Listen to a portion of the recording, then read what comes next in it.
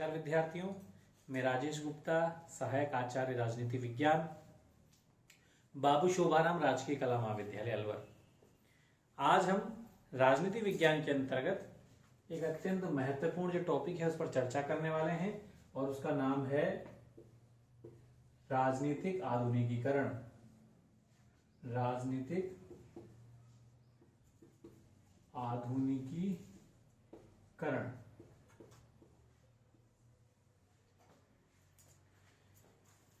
इससे पहले मैंने आपको राजनीति विज्ञान के कई महत्वपूर्ण टॉपिकों पर आपसे चर्चा की है। उनमें एक महत्वपूर्ण टॉपिक था परंपरागत और आधुनिक दृष्टिकोण और व्यवहारवाद। तो जो राजनीतिक आधुनिकीकरण की जो अवधारणा है, ये जो कॉन्सेप्ट है, ये जो टॉपिक है, ये मुख्यतः व्यवहारवादी क्रांति की देन है। ये आधुनिक जो दृष्टिकोण है राजनीति विज्ञान का, उसके अंतर्गत इस अवधारणा का प्रयोग होने लगा। यह अवधारणा तब आई जब राजनीति विज्ञान का आधुनिक दृष्टिकोण आया। क्यों आई? क्योंकि जब राजनीति विज्ञान का आधुनिक दृष्टिकोण आया, व्यवहारवाद आया, तो इनके अंतर्गत ये कहा जाने लगा कि अब हमें दुनिया की जो देशों की अलग अलग जो शासन व्यवस्थाएं हैं उनका हमें तुलनात्मक विवेचन भी करना चाहिए। दुनिया की अलग अलग शासन व्यवस्थाओं का हम तुलनात्मक अध्ययन करेंगे तो ये पता लगा पाएंगे कि कौन सी शासन व्यवस्था बेहतर है, कौन सी शासन व्यवस्था में और सुधार की गुंजाइश है। तो शासन व्यवस्थाओं का तुलनात्मक अध्ययन करने के लिए हमें कई अवधारणाओं की आवश्यकता हुई। इसीलिए व्यवहारवादी क्रांति के फलस्वरूप राजनीति विज्ञान के आधुनिक दृष्टिकोण के आने के पश्चात हमें राजनीतिक व्यवस्थाओं का तुलनात्मक अध्ययन करने के लिए कई देशों में जो शासन व्यवस्थाएं चल रही है, हम ये पता लगा सकें कि कौन सी शासन व्यवस्था बेहतर है, उनमें कौन कौन से गुण हैं जो गुण अन्य देशों की शासन व्यवस्थाओं में भी होनी चाहिए, ताकि कुछ अन्य देशों की शासन व्यवस्थाएं जो अभी बेहतर स्थिति में नहीं है उनको भी बेहतर बनाया जा सके। तो इस प्रकार शासन व्यवस्थाओं में तुलनात्मक अध्ययन करने के लिए, राजनीतिक व्यवस्थाओं का हम ये पता लगाने के लिए कि अच्छी शासन व्यवस्था में कौन कौन से गुण होते हैं, उनमें क्या क्या सुधार की और गुंजाइश है, हमें कई अवधारणाओं की आवश्यकता पड़ी। तो व्यवहारवादी क्रांति के फलस्वरूप ही राजनीतिक विकास, राजनीतिक आधुनिकीकरण, राजनीतिक संस्कृति और राजनीतिक समाजीकरण जैसी अवधारणाओं ने जन्म लिया। इन्हीं में से एक महत्वपूर्ण अवधारणा है राजनीतिक आधुनिकीकरण। इसका मतलब क्या है? सबसे पहले हमें इसके तात्पर्य को जानना है। इसका अर्थ क्या है? एक है अवधारणा आधुनिकीकरण, आधुनिकीकरण, मॉडर्नाइजेशन भी बोलते हैं उसको अपन, और एक है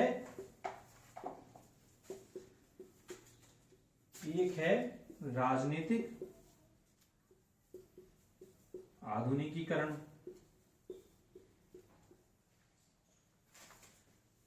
आधुनिकीकरण का मतलब है मॉडर्नाइजेशन। जो नए जो मूल्य हैं, जो नए विचार हैं, उनको हम स्वीकार कर लें, वो क्या है? आधुनिकीकरण। और जब जो राजनीति के प्रति जो नए मूल्य हैं, नए विचार हैं, नए आदर्श हैं, नई सोच है, उसको जीवन में अपना लें तो क्या कहलाता है? राजनीतिक आधुनिकीकरण। अर्थात समाज को आधुनिक बनाना, समाज को आधुनिक बनाना, जो हमारे पास संसाधन है उनका विवेकपूर्ण उपयोग करके। राजनीतिक आधुनिकीकरण क्या कहता है? समाज को आधुनिक बनाना है, हमें आधुनिक बनाना। कैसे बनाएंगे? तो हमारे पास जो संसाधन हैं उनका उचित प्रयोग करके, उनका विवेकपूर्ण प्रयोग करके हमें समाज को आधुनिक बनाना है। संसाधनों के विवेकपूर्ण प्रयोग से, संसाधनों के विवेकपूर्ण प्रयोग से हमें क्या करना है? समाज को आधुनिक बनाना है। यह कहलाता है आधुनिकीकरण।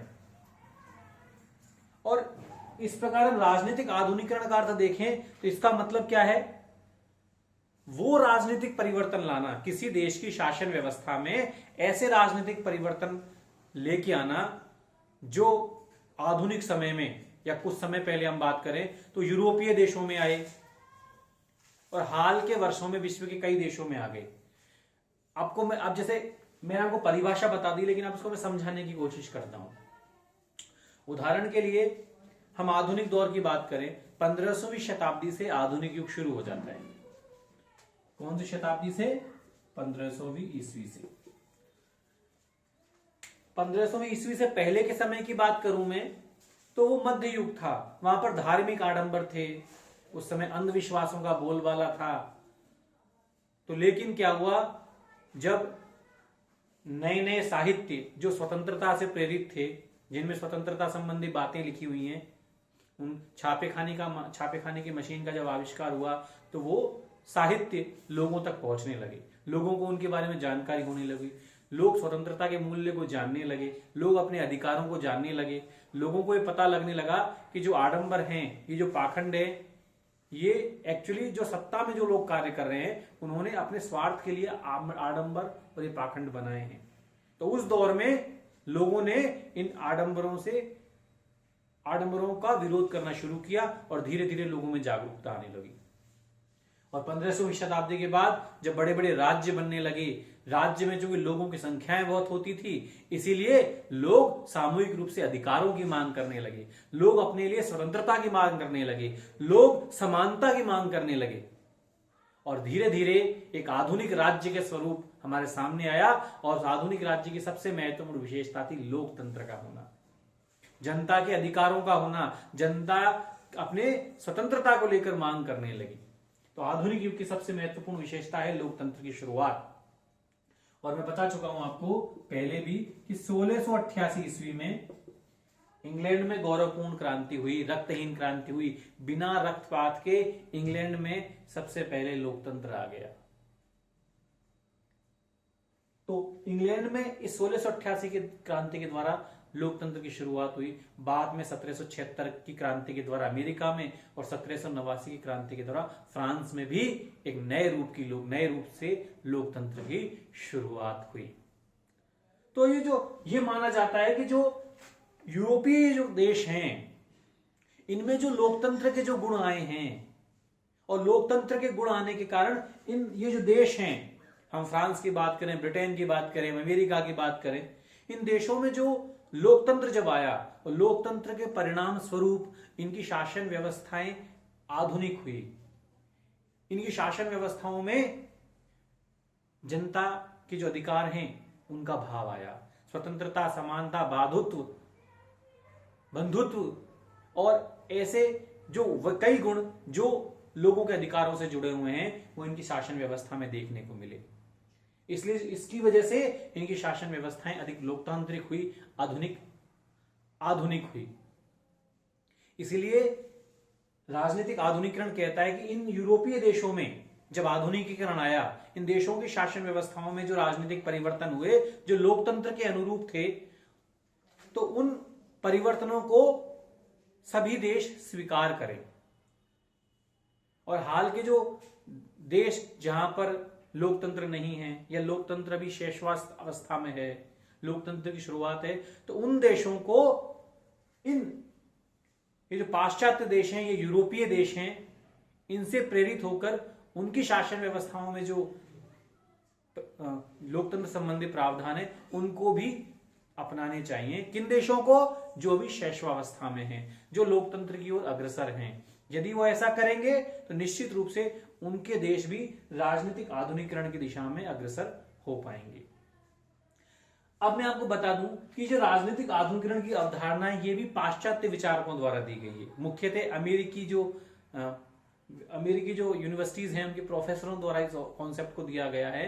तो इस कॉन्सेप्ट के देने वाले चूंकि वही यूरोपीय देश के विद्वान है, इसीलिए वो लोग मानते हैं कि हमारे जो यूरोपीय देशों के द्वारा जो समाज में जो आधुनिकीकरण किया गया है, समाज में जो पहले जो पुराने विचार और जो मूल्य चलते थे उनके स्थान पर जब नए विचार लोगों के सामने दिए गए हैं, तो उन्हीं विचारों को यदि अन्य देश, तृतीय विश्व के देश जो अविकसित है, विकासशील है, यदि वो अपना लेंगे तो वो भी हमारी तरह विकसित हो सकते हैं।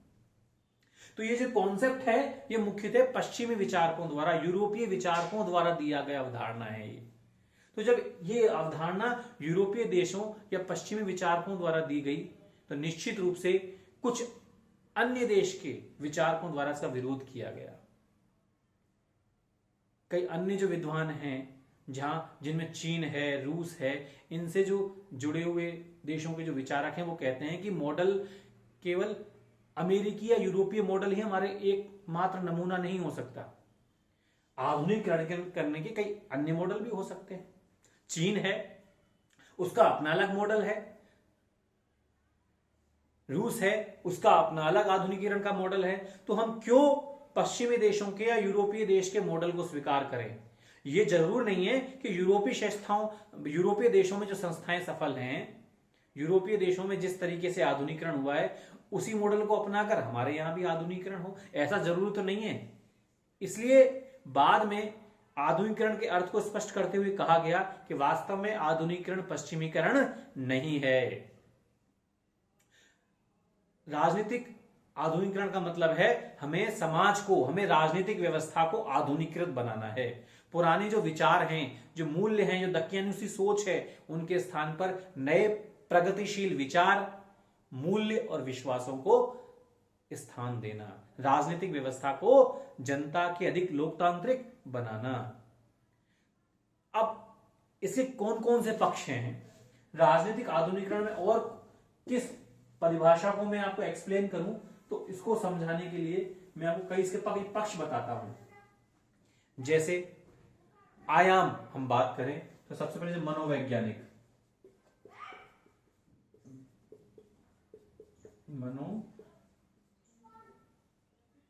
मनोवैज्ञानिक, इसका मतलब क्या है? इसका मतलब है ये राजनीतिक आधुनिकीकरण एक पक्ष है। हम कैसे पता लगाएं कि किसी देश का राजनीतिक आधुनिकीकरण हुआ है अथवा नहीं हुआ है? तो पहली बात, इसका मतलब है लोगों के विचारों में बदलाव लाना। लोगों के विचारों में बदलाव, लोगों के विचारों में बदलाव। जो पुरानी जो सोच है, दक्यानुसी सोच है, अंधविश्वास है ना, जो जाति और वर्ग को लेकर जो आपस में कट्टरता है वो समाप्त होनी चाहिए। नए विचारों को स्वीकार करें। हर धर्म, हर वर्ग के लोग उस राजनीतिक व्यवस्था में आए, ऐसी सोच लोगों की जो हो वो क्या है? मनोवैज्ञानिक। जब ये दृष्टिकोण उस राज्य के, उस देश के लोगों में आ जाएगा तो हम किस तरफ बढ़ेंगे? राजनीतिक आधुनिकीकरण की तरफ, अर्थात लोगों के विचारों में बदलाव। पुरानी जो विचार है, जो दक्यानुसी सोच है, इसके स्थान पर नए प्रगतिशील विचारों का लोगों में आना। किस बात का द्योतक है, किस बात का प्रवर्तक है? राजनीतिक आधुनिकीकरण का। दूसरा बौद्धिक,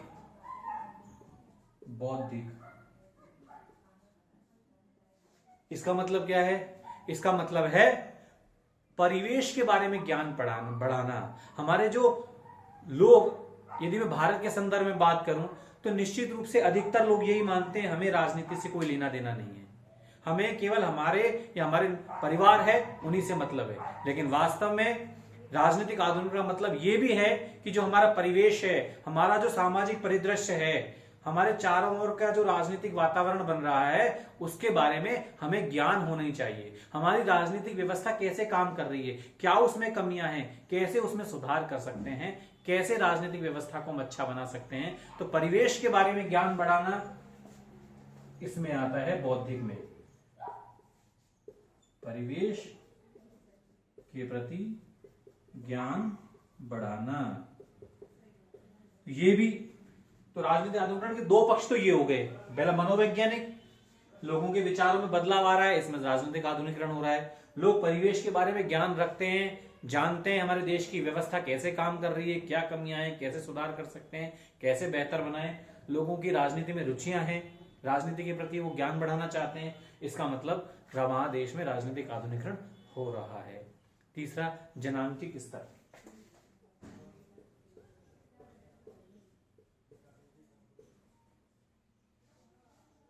जनांकिक स्तर, इसका मतलब है लोगों के जीवन स्तर में सुधार होना। जीवन स्तर में सुधार या नगरीकरण,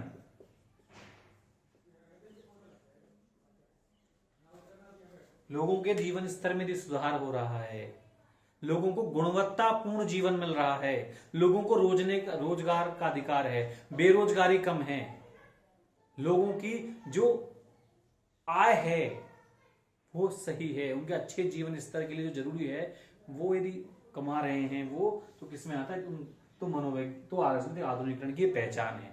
हम राजनीतिक आधुनिकीकरण किस देश का कितना हुआ है कैसे पता लगाएंगे? यदि लोगों के विचारों में बदलाव है, नए विचार हैं, मनोवैज्ञानिक यदि बदलाव हो रहा है, अच्छा है, तो राजनीतिक आधुनिकीकरण है।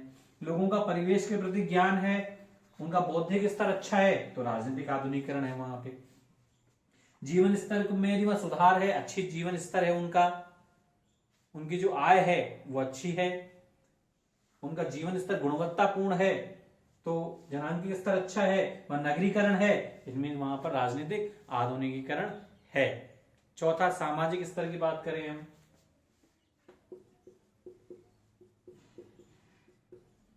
या ये भी एक आधार है, ये भी एक आयाम है। हमारी परिवार एवं अन्य जो हमारे प्राथमिक समूह हैं, अन्य प्राथमिक समूहों के स्थान पर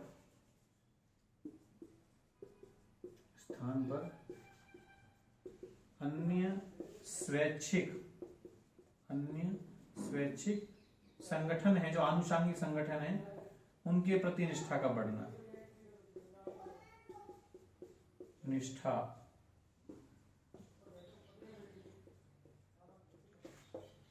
हमारी सामान्यतः क्या सोच रहती है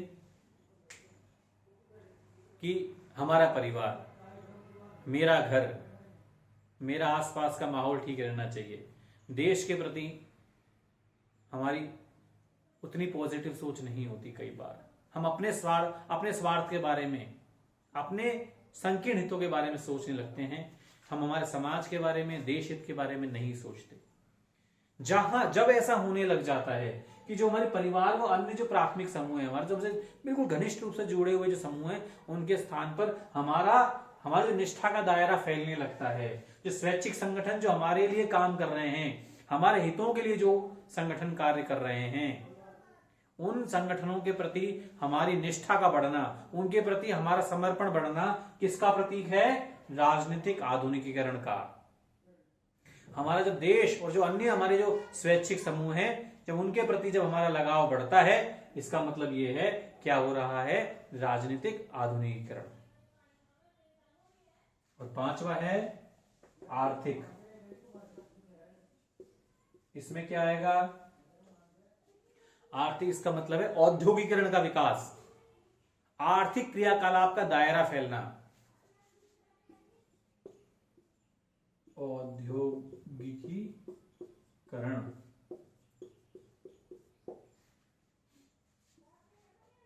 आर्थिक क्रियाकलाप का फैलाव है। तो क्या है ये?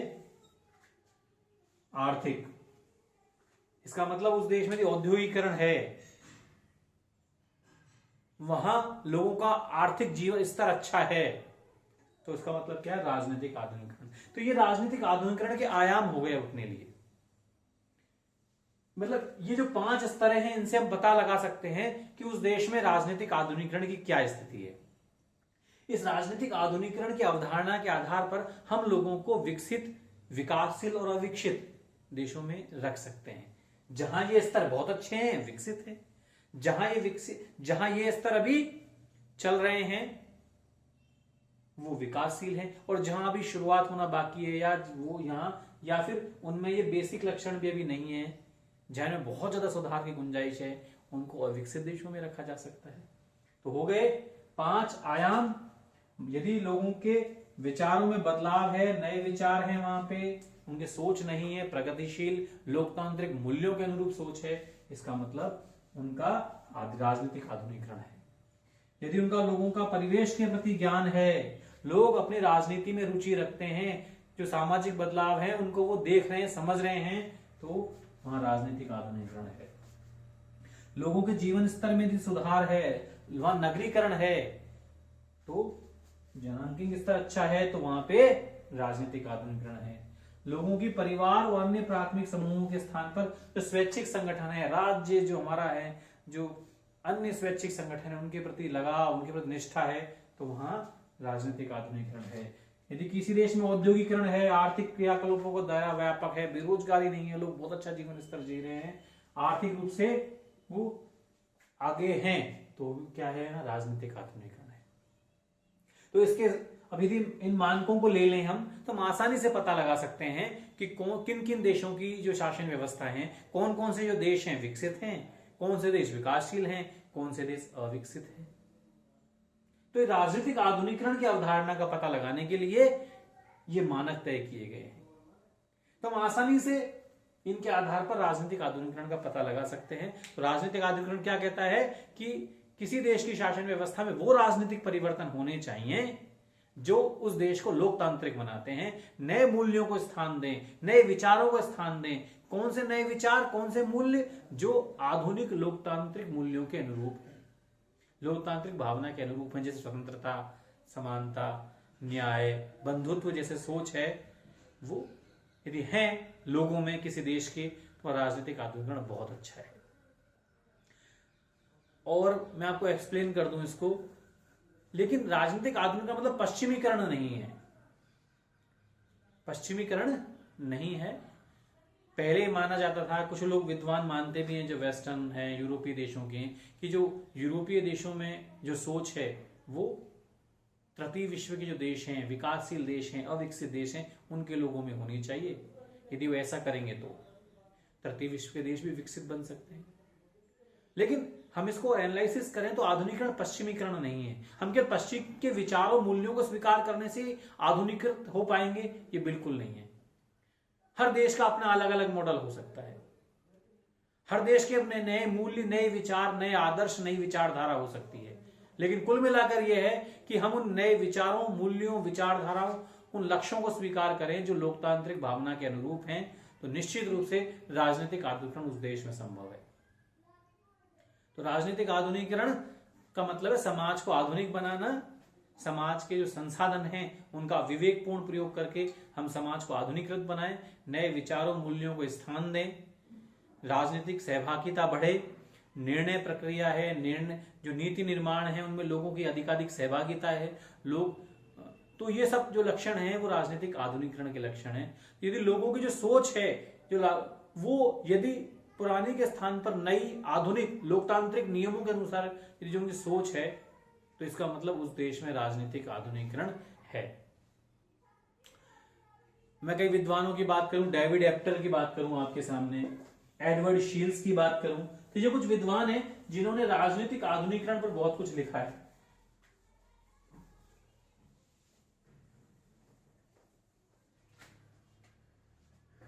डेविड एप्टर,